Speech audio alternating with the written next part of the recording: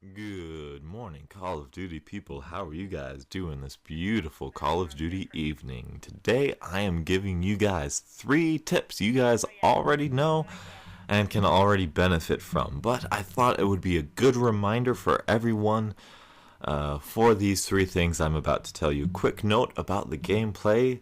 My friend Beebs21 actually gave his controller to someone who didn't know how to play a first-person shooter or Call of Duty in general. So you're going to see me interact with her a little bit, so I apologize for that. It's a domination on Tremor, I believe, with the single-shot Remington, so that's fun. Anyway, first thing I want to say before I get to the 3 tips is that I have noticed a big divide between the people who like Call of Duty Ghosts and who don't like Call of Duty Ghosts as much.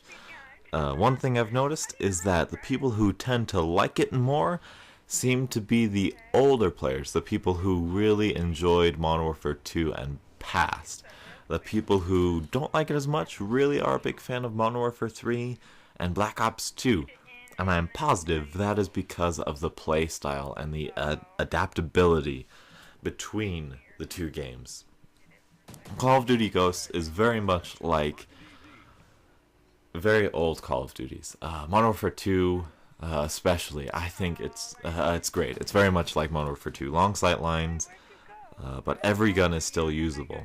And there's a big gap between Black Ops 2 and Ghosts. There's not that big of a gap between Modern Warfare 3 and Black Ops 2. They're both fast-paced, really close quarter and whatnot. SMGs really rule in those games. So these tips I'm about to say I believe are very beneficial, especially when learning an entirely new game style, game type. First things first, it's a new game, alright? So we need to learn, we need to refresh our minds about the new stuff in it, the new styles in it. So hopefully this helps. The very first tip I have for you, as soon as that 15-second timer is done, and as soon as you cap the domination flag, my first tip is to turn around and run to the edge of the map. Alright, now what I want you to do is I want you to walk around the very, very edge of the map. I want you guys to see what exactly your boundaries are. You see, it's like if you take a football player, an American football player. That is to say, not a soccer player, an American football player, and you tell him to play football, but you don't specify the boundaries. You don't know, he doesn't know where exactly to bring his feet in bounds when he's making a catch. So, similarly, we don't know where to flank unless we know how big our boundaries are, how big the map is, where different routes are. There are very, very cool, very, very hidden routes in these maps, which I find amazing for flanking, rushing, and whatnot. But we have to find them. We have to search these maps. Go on a private match. Walk around the edge of the map. Spiral into the center of the map. It helps. All right, this breeds map knowledge. This is so good for map knowledge. Map knowledge is key. We all know that. You know, that's nothing groundbreaking, but we just need a different way. In Black Ops 2, by the second day, I pretty much knew all the maps. It's a week later in COD Ghosts, and I still don't know some spots in these maps, which is absolutely fantastic map design. I love it. Except for Chasm and Flooded. Those can be removed. I don't want those anymore. Siege 2. I'm not a big fan of Siege. I've had some good games on there, though. Anyway, map knowledge, very important. Turn around, do a spiral of the map. It's very, very beneficial. It helps me out tremendously. Second thing I want you guys to do, this is going to sound bad, but second thing I want you guys to do is to slow down. If you shotgunned in Black Ops 2, use an SMG. If you SMG'd, use an assault rifle. If you used an assault rifle, marksman rifle is for you. I love that class. Anyway, slow your game down. Notice, I'm not camping here. I'm not, okay? That sounds weird. I'm just aiming down sights at a corner. But I am not camping here. I'm waiting patiently, and I'm covering my sight lines. If I were camping, I would not be moving. I'm moving around. I just got a double kill right there. I killed a guy on the street. I killed a guy coming in. I am watching 1, 2, 3, 4, 5 sight lines. You know, I am watching a lot of sight lines. A camper watches a corner. You know, one sight line, one guy runs by, he kills him. Anyway, I'm not talking about camping right now. I want you to slow your game down. I want you guys to pick a power position and defend it. I want you to see where people come from. I want you to see where people go. And I want you to see how people move throughout the map. Alright, this is basic stuff for any type of new map, new DLC, new game. Slow your game down, and don't be afraid to pick a spot like this entire house. Mind you, the entire house, I'm defending. Think about it this way. I'm trying to convey this better.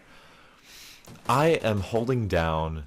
In my mind, I'm holding down almost a quarter of the map. This is a smaller map, of course, but I'm holding down a large portion of this map. They cannot get on that rooftop. They cannot get behind me at C. They cannot get in that street to the right of me. They usually can't get to that center, even though that's kind of a dangerous place for me to go. But I have true map control. Why? Because I slowed down and I wait for them to come to me. I don't rush around. These guys are rushing. These guys are running out in the open. These guys are rushing through that hole in the wall. And I'm sitting there waiting for them because I know that they will come that way, that they will want that blue briefcase floating right there. And I'm sitting there waiting for them. All right. I'm also listening behind me, listening to the people, puttering around behind me. They like the building to my left a lot. So that's another hot spot, I guess. It's a little too low to the ground for me, a little bit easy access for me to defend, but I like this spot up here. So slow down your gameplay. Don't camp in corners. Camping in corners is not objective based. From this spot, theoretically, I could defend B, I could defend C from here, even though I'm kind of internally playing team deathmatch. Pick a spot where you have map control, pick a spot where you can defend, and still play the objective to whatever degree of success you want. That is a huge, huge, huge thing in this game. Just slow down and look. You can see where people are going, you can see where people are coming from, and you can catch those people not knowing what to do with their guns to the ground, running headfirst into your bullets. The third thing, and the most important thing I want you guys to take away from this commentary, again, nothing surprising, but I want you guys to die. I want you to watch your kill cams. I want you to be okay with death. Accept it. It's okay. Alright? I feel that we have lost touch with what made us good Call of Duty players. People back in COD 4 and Modern Warfare 2 days didn't have COD commentators to tell people how to get better. We didn't have T-Mart yet. We didn't have Woody yet. We had kill cams. We had our own tools that the Call of Duty franchise allotted us to have. Watch your kill cams. You get shot from the back, don't say, oh, this map has too many sight lines. There's too many ways to go. Ask yourself, why did that guy go there? Did he hear me? Am I wearing dead silence? If I am, alright, then maybe he just randomly was there. Am I in their spawn? Where are my teammates at? Think about these things. There's so many different variables of why someone could be behind you. You see, right now they have C. They are all over me. It is very, very difficult for me to pinpoint where exactly these guys are coming from, but I can hear them, alright? And I'm still holding down my part of the map, which is just fine. I'm not exactly getting C, but I am killing them as they come from C at every opportunity that I can. But if I die, which I will here pretty soon, I believe, or I just did, I'm not quite sure. But allowing yourself to die, allowing yourself to watch the kill cam, and asking those right questions really, really benefit. Yeah, you see I died right there. Why did I die? Because he was camping in that window. No, because he knew I was peeking out of that window periodically, and he was waiting for me. He knew that's where Donuts is going to be. He's going to pop out right there. And I did. And you know what? He got the kill, and he was rewarded for his patience and his outthinking me. No one ever sits in that window. I don't check that window. If I checked that window, I might have gotten him. It would have been on who aimed first, who aimed better. But my teammate rescues me here. But dying is a key part of this game. If you never died, you would never get better because you would be perfect. And I know you're not perfect because I'm not perfect and nobody's perfect. Well, one person is, but we won't get into that. Anyway, dying, watching your kill cams, basic, very, very basic thing. Another perfect example right here. Look at this. Look at this. I spawn right here, and look, I die. How dare they spawn me? Now, this is a bad spawn right here. This guy shouldn't have died right here. Sorry, buddy. How dare I spawn right there? No, Billy. No, Donuts. You ran right off spawn. You knew he was coming up that way. You should have stopped. You should have aimed down sights. You should have been on him. That was a 50-50 gunfight. He was sprinting at me, too. He didn't know I was there. But you know what? He had better reflexes. He had better aim, and he killed me. Fair and square. Now, what wasn't fair and square was me spawning right beside him. Now, why did I spawn there? Because the spawns are bad.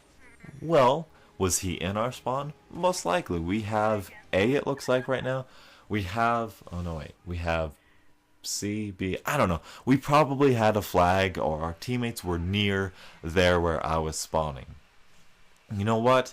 We need to calm down, and we need to think about these things more, and we need to allow ourselves to die and be okay with it. Like I said, nothing groundbreaking, nothing blowing your mind or anything, but if you take to heart these words and you really go after this, I am positive that you will have more success in Call of Duty Ghosts. I hope you enjoyed. Leave a like if you did, and as always, have a nice day. I'm not FPS Rush, I just say have a good day.